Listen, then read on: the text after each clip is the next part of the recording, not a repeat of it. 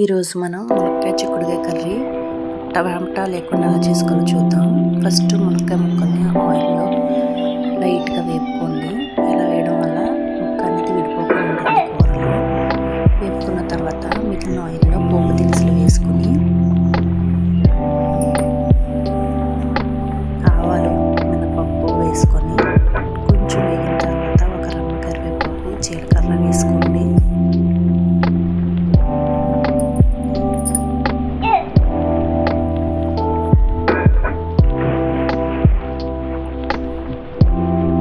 పోపు దినుసులు కరివేపాకు మొత్తం వేగిన తర్వాత మనం సన్నగా తరిగి పెట్టుకున్నటువంటి ఉల్లిపాయ ముక్కలు పచ్చిమిరపకాయ ముక్కలు వేసి వేపుకోండి.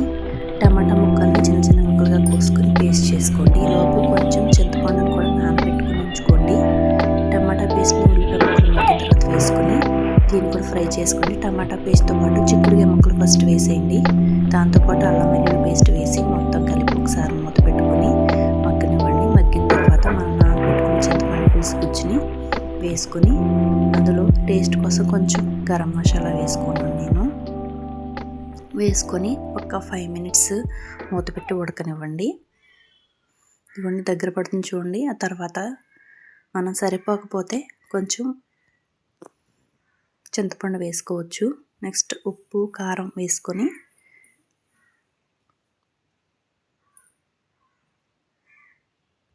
ములక్కాడలు కూడా వేసేసుకొని ఉప్పు కారం వేసుకొని తగినన్ని నీళ్ళు కూడా వేసుకొని మూత పెట్టుకుని దగ్గర పడనివ్వాలి.